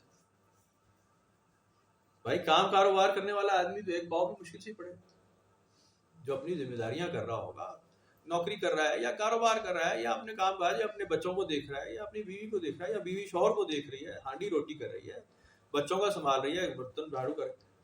اب وہ یہ کرے گی یا وہ پورا 10 سپارے روز کے پڑھ لے گی یا 30 سپارے روز کے پڑھے گی؟ وہ تو نہیں پڑھ سکتی، اس کے پاس وہ ٹائم نہیں. اس کو مشکل سے 1 آدھ سپارہ پڑھنے کا ٹائم مل جائے گا، 1 پاؤ پڑھنے کا ٹائم ملے گا. وہ کون سا قابل قبول ہے؟ وہ آپ کی مرضی ہے، سوچیں. سیکھنا ہے تو پھر ورتل القرآن ترتیلا ہے جی، ٹھہر کر، ٹھہری ہوئی چیزیں سے ٹھہر کر پڑھیں، ٹھہر آرام بھی کریں، جہاد بھی کریں، مزدوری بھی کریں، ہے جی. قرآن شریف میں باقاعدہ اس کی پوری تفصیل آ گئی ہے کہ اللہ تعالیٰ جانتا ہے کہ بھائی تم میں سے کچھ بیمار بھی ہیں، کچھ کو جناب علی جہاد پر جانا ہے، کچھ کو اپنا روزگار کمانا ہے، تو فقرؤ ما تیسر منہ، پھر پڑھو جتنا آسانی سے پڑھا جائے آپ اسے پڑھیں اتنا جو آپ آج بھی پڑھیں، کل بھی پڑھیں، مرتے دم تک پڑھیں. آج ہی پورا زور لگایا ہوا، کل بالکل ہی چھوڑا ہوا ہے، وہ کوئی فائدہ نہیں. یہ شروع کر سا جی، میں ذرا ہوں پھر شروع کر سا، بڑا روٹین بڑھ گیا سیدھے ہوں پھر شروع کر سا، اس طرح کرتے رہے. بسم اللہ. ایسے نہیں ہوتے یہ کام. جتنا ہے روز کا روٹین ایک بنا لیں، جس سے بھی بیٹھے، کمیونٹی میں بیٹھے لوگوں کو یہ بتائیں کہ جی روز ایک روٹین سے تھوڑا تھوڑا پڑھیں. اور ایسے لوگوں کو بتائیں کہ جو نہیں یہ نہیں ہو سکتا تھے، پھر وہ فلانت میری جناب علی جڑی نانان ہے تو وہ 3 سپارے پڑھنی ہیں، تو آپ ننان سے پھر مقابلہ کر رہے ہیں، آپ سپارہ نہیں پڑھ رہے. آپ عورتیں آپس میں مقابلہ کر رہے ہیں، مرد آپس میں مقابلہ کر، پھر آپ کتاب نہیں پڑھ رہے. پھر کہا کہ جی آج اس نے 5 پڑھ لی، میرے 3 رہتے ہیں، میں رات کو آج پڑھ کے سوؤں. آپ سوئیں پھر پڑھ کے، رزلٹ اللہ تعالیٰ بہتر دینا کرے. امید یہ ہے کہ جو تھوڑا تھوڑا پڑھے گا اور ہمیشہ پڑھے گا، اس کو زیادہ فائدہ ہو جائے گا، اس کو زیادہ فائدہ ہو جائے گا. تو ایسے ہی کریں، ذکر کریں، مراقبہ کریں، مجاہدہ کریں، عبادت کریں، ریاضت کریں، قرآن شریف پڑھیں، حدیث کا سبق سیکھیں. اب ہم انشاءاللہ حدیث کی کلاس دوبارہ شروع کریں گے جمعرات سے، تو وہ بھی اسی طرح آن لائن کریں گے تاکہ کوئی 2-3 جو ہے نا، وہ مردوں میں تھوڑا سا وہ مصروف کو ضرورت سے زیادہ ہے، وہ چونکہ وہ شپنگ کارپوریشنز ہو گئی ہیں جینٹس کی نا، تو وہ آتے نہیں ہیں. بڑے پیسے کمائے ہیں جینٹس نے ہمارے، پتہ ہے نا، آپ تو سب جانتے ہیں، بڑے ارب کھرب پتی ہو گئے سارے مرد. آپ تو ذاتی طور پہ جانتے ہیں نا، آپ کے گھروں میں جو مرد بیٹھے ہیں دیکھیں، اتنے ملٹی ملینئر ہو گئے ہیں نا، ڈالرز پہ ڈالرز کما رہے ہیں، تو بیچارے مصروف ہیں، پھر وہ محفل میں نہیں آ سکتے. تو وہ ایک میں نہیں آ سکتے، ہفتے میں 2 رکھ دیں تو پھر تو ہوا ہی نکل جائے گی. لیکن وہ ڈالرز مجھے نظر نہیں آتے، بس نہیں گئے تھے، جمع کرتے جائے، اپنے اوپر بھی لگاتے نہیں نظر آ رہے. بھائی اپنے اوپر ہی لگاتے نظر آؤ، کوئی اچھی بڑی گاڑی میں آؤ، پتہ چلے V8 گاڑی ہے 6 کروڑ کی، آ رہا جناب ہمارا مرید صاحب کمال، پتہ چلے. وہ بھی نہیں ہے، وہی پرانا سا مطلب پڑ موٹر سائیکل بھی آ رہے ہوتے ہیں، کسی کے پاس وہ بھی نہیں. تو پیسہ تو لگتا ہے کمایا نہیں، دنیا تو کمائی نہیں ہے جی، مال اسباب جائیداد، یعنی وہ اس پہ بھی نہیں گئے. محفل بھی چھوڑ رکھی ہے، پتہ نہیں کیا دوڑ رکھے گی، نوکریاں کریں تو کریں. بہرحال محفل حدیث کی انشاءاللہ شروع کریں گے لازمی، اور وہ بھی بہت ضروری کام ہے کہ یہ سیکھنے کا عمل ہے. احادیث کا سبق نہ ہونا تو قرآن شریف کی بہت ساری تعلیمات رہ جاتی ہیں جو آپ سیکھ نہیں پاتے. اس کے لیے حضور پاک صلی اللہ علیہ وسلم کا طریقہ دیکھنا پڑتا ہے, صحابہ کرام کا طریقہ دیکھنا پڑتا ہے. اس کے لیے آپ کو شرع قانون کا پتہ ہونا چاہیے کہ جی کس معاملے میں کیا بات, کیا فرمان نبی پاک صلی اللہ علیہ وسلم نے فرمایا. تو مستند کتابیں بڑے محنتی لوگ گزرے ہیں جنہوں نے حدیث کی کتابیں اکٹھی کی ہیں, کمال لوگ تھے, بہت عالی شان, تمام حدیثیں سراخوں پہ رکھے ہمیشہ. آپ یہ مت کہیں کہ جی حدیث ضعیف ہے, آپ کا دماغ ضعیف ہے, آپ کی سوچ گھٹیا ہے, آپ کو وہ حدیث سمجھ نہیں آئی, آپ کا سمجھدانی چھوٹی, وقت آنے پہ سمجھ آئے گی آپ کو. تو وہ کچھ لوگ نا وہ کہتے ہیں اے روایت کچھ مینوں لگتا ہے صحیح نہیں, اور تو اوقات کیا بھائی تیری, مینوں لگتا ہے, تم سے پوچھ کون رہا ہے, تم چیز کیا ہو. حدیث تو حدیث ہوتی ہے بھائی جان, بڑی معتبر ہوتی ہے, کسی نے اکٹھی کی ہوتی ہے. ہاں آپ مستند کتاب لے لیں, آپ کو بہت عرض ہے تو آپ مستند کتاب لیں, آپ بخاری شریف لیں, آپ صحیح مسلم لیں, سنن ابن ماجہ لیں, ترمذی لیں, نسائی لیں, ابو داؤد لیں, پڑھیں آپ, صحاح ستہ مشہور ہے. ایسے تھوڑی ہے کہ جی ساری ضعیف حدیثیں سب نے لکھ دی, ساری امت مسلمہ پہ لگے, ایسے تھوڑی ہے, جاہلوں والی بات. بڑے معتبر لوگ گزرے ہیں, بڑے بڑے علماء کرام گزرے ہیں, اور ہر فرقے میں گزرے ہیں. جو بندی, اہل حدیث, اہل سنت, بریلوی, بڑی بڑی محنت کر کے کیا ہے, انگلش میں بھی لکھی ہے, دنیا کی زبانوں میں لکھی ہے, معتبر لوگ ہیں. تو آپ سب کو پڑھیں, بڑے عزت سے پڑھیں, بڑے احترام سے پڑھیں, اور سیکھنے کی کوشش کریں. آپ تک جو معلومات پہنچنی ہے وہ بالکل ٹھیک پہنچے گی. اگر آپ کسی مسلک میں بیمار نہیں ہونا چاہتے, آپ تک معلومات ٹھیک پہنچے گی. آپ میں اگر عالم دین ہونے کا کھنس نہیں ہے, کیڑا نہیں سا, آپ بالکل ٹھیک بات سیکھیں گے. سیکھنے کے عمل کے لیے پڑھیں نا, سکھانے کے لیے استاد بننا ہے تو بھائی جان برابر آپ کو بتا دے گا کہ اب آپ استاد کے درجے پر ہیں, اب آپ آگے تو بھائی لگائیں لوگوں کی جتنی لگانی, وہ لگا دیجیے گا بعد میں. لیکن جب نہیں ہے تو ضرورت کیا ہے سکھانے کی. ساری دنیا سیکھی ہوئی, ساری دنیا عالم دین ہوئی ہوئی ہے اس وقت, تو سب کو سارا دین پتہ ہے پہلے ہی, آپ کیا بتائیں گے. یہ بات آپ نے نوٹ کی ہے, آپ کسی کو کوئی بات بتائیں گے نا, وہ کہے گا نہیں نہیں اس طرح نہیں, او میں فلانے جناب پڑھیا سی, فلانے عالم دین دا سنیا سی, او جناب اے دس رہے سے. بسم اللہ, آپ کو تو پہلے سے پتہ ہے, غلطی ہو گئی, بتایا آپ کو بتانے کی کوئی خاص اب ضرورت رہی نہیں ہے. ہاں جب آپ ہم مشرب لوگوں میں, ہم پیالہ ہم نوالا میں بیٹھے ہیں تو سیکھنے کے عمل سے گزرے, کچھ وہ بتائے کچھ آپ بتائیں, معاملہ چل جائے گا, سیدھا ہو جائے گا. آپ خود کسی کو سیدھا کرنے کی کوشش بالکل مت کریں, وہ پہلے ہی بہت سیدھا ہے, وہ آپ کو سیدھا کر دے گا ود ان نو ٹائم, سیدھا کر دے گا آپ کو بالکل تیر کی طرح. تو آپ کہیں جی ہم سیدھا ہونے کے لیے تیار ہیں, آپ ہو جائیں. قرآن شریف کبھی مت چھوڑیں, یہ اللہ تعالیٰ کی بڑی مہربانی ہے کہ ہم اس راستے پہ اگر لگے ہوئے ہیں. تو میرا خیال ہے 23 سال تو ہو گئے پڑھتے ہوئے, 23 سال ہو گئے پڑھتے ہوئے, 23 سال میں قرآن شریف نازل ہوا تھا غالباً, تو اتنا تو ٹائم ہو ہی گیا ہے. یہ اللہ تعالیٰ کی خاص مہربانی ہے کہ بجائے کسی فروات میں پڑھنے کے انسان اس کام میں لگے, قرآن شریف سیکھیں. میں بھی ابھی بالکل سیکھنے کے عمل میں وہ بہت ساری غلطیاں ہیں, بالکل طالب علم کی حیثیت سے بے حساب غلطیاں پڑھتے ہوئے, اور ترجمہ بالکل بے حساب ابھی غلطیاں باقی ہیں جو ٹھیک کرنی پڑیں گی. بہت وقت لگے گا, بلکہ وقت کیا لگے گا, کبھی ہوگی نہیں میرا خیال ہے, عمر نکل گئی ابھی تو تھوڑی رہ گئی ہے.